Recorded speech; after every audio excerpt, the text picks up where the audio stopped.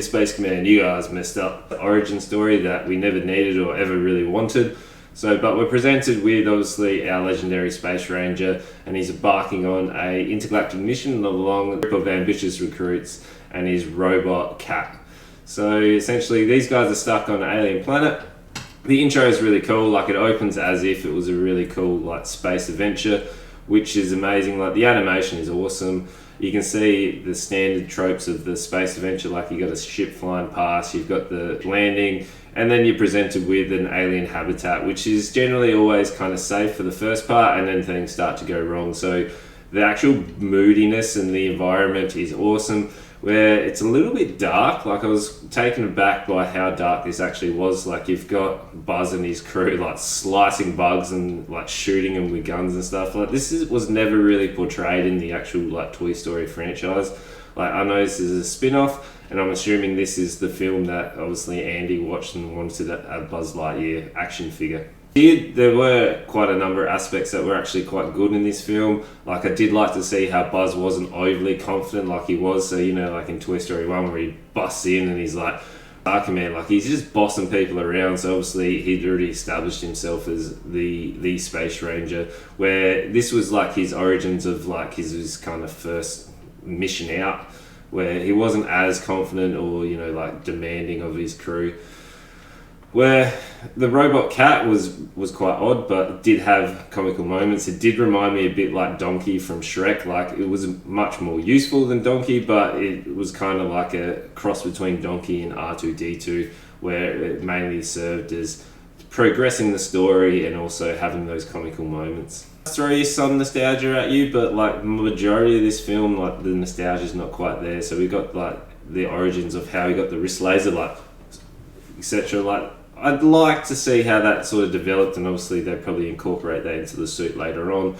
Zurg's intro, like it felt a little bit like Darth Vader-y, like he stormed out of the ship, jumped in his fighter plane, and you know like took out Buzz, who's I would assume would be one of the top pilots. Where I did like that, but like there's so many things wrong with this film that it's just sad to see. Like it felt like this film was to just really push a toy line rather than really capture the target audience. Like I'm not sure who the target audience actually was, whether it was the actual people that grew up with Toy Story like myself. Like I really love the Toy Story. Well, the trilogy's awesome. 4 I did enjoy, but it wasn't as good as the other 3, where like it didn't hit home for me, didn't have enough nostalgia or anything to really establish itself as the Buzz Lightyear that I knew. Where the new target audience, I'm not sure that they would actually, without the Toy Story name, like I probably wouldn't be like excited to see this film at all and be really disappointed. Where because it was Buzz Lightyear, I was like, yeah, they're going to do awesome. It's going to progress the story of Buzz, because I really do like Buzz in the original Toy Stories, but it doesn't hit that mark whatsoever. There's no emotional payoff at all. Like Buzz is progressing in time, where he has. I really like how they were showing the passage of time and how people were progressing their life, but he didn't seem fazed by it at all. Like he was just continually passing through time, where eventually, like, wouldn't you be sad to see your friends and your crew like progress through their lives and see how they develop, and then eventually meet the end of their organic life? And you know, like, there's got to be an emotional part to him, but he portrays no emotion whatsoever. Where the actual film felt like pubescent James Gunn was actually at the helm. Like it was just joke, and then there was no like real risk of danger for anyone. Like it's every fight scene, every part, like there was about 7 or 8 jokes almost in every scene, where they needed to tone that down so they were actually able to get some messages across that they want to, or like have a bit of a risk of danger in there. But that never happened, because they were always just throwing jokes. Like everyone wanted to be the comic relief character, where they just needed to pick like 1 or 2. But essentially everybody, even Buzz himself and the cat and his rambling bunch of crew members that he like establishes, they just all mesh into pretty much, they're all the same character in terms of the comic relief, with different quirks here and there. Overall, that first 10 minutes, there is that nostalgia for people who had seen the original Toy Stories.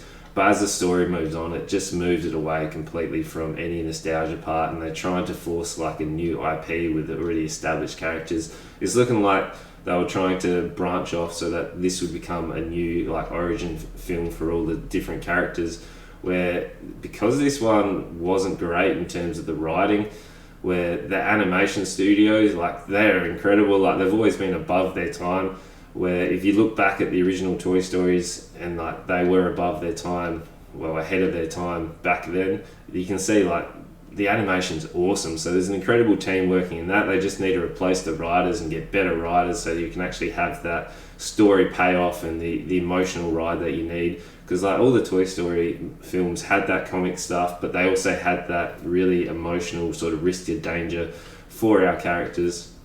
Giving any stories away, like Buzz does make that, you know, superhero sort of unwavering moral sort of choice at the end.